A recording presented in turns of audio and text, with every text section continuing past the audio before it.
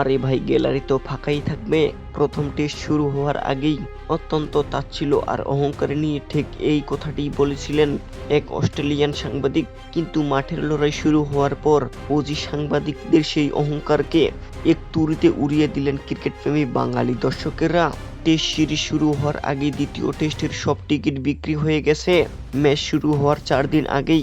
বিস্তারিত থাকছে ভিডিওর পরবর্তী অংশে। বড় দলগুলোর বিদেশি সাংবাদিকেরা অনেক সময় এশিয়ান দেশগুলোর ক্রিকেট ক্রেজ বা টেস্ট ক্রিকেটের জনপ্রিয়তা নিয়ে সন্দেহ প্রকাশ করেন। প্রথম টেস্টের আগে এক অস্ট্রেলিয়ান সাংবাদিক দাবি করেছিলেন বাংলাদেশ নাকি টেস্ট ক্রিকেটে দেখার মতো দর্শক নেই এবং টেস্টের পুরো 5 দিন গ্যালারি ফাঁকা পড়ে থাকবে। কিন্তু তারা হয়তো জানতেন না বাংলাদেশ ক্রিকেট শুধু খেলা নয়, এটি কোটি মানুষের কাছে এক পরম আবেগ ও ভালোবাসার নাম।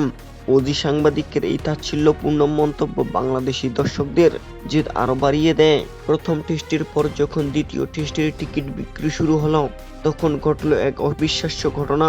ম্যাচ শুরু হতে তখনও বাকি 4 দিন, কিন্তু তার আগেই অফিসিয়াল ঘোষণা করা হলো দ্বিতীয় টেস্টের সব টিকিট সম্পূর্ণ বিক্রি হয়ে গেছে। অনলাইন এবং অফলাইন সবখানেই টিকিট শেষ। টিকিটের জন্য দর্শকের এই হাহাকার দেখে তাজ্জব বনে গেছেন অস্ট্রেলিয়ার অধিনায়ক প্যাট কামিন্স।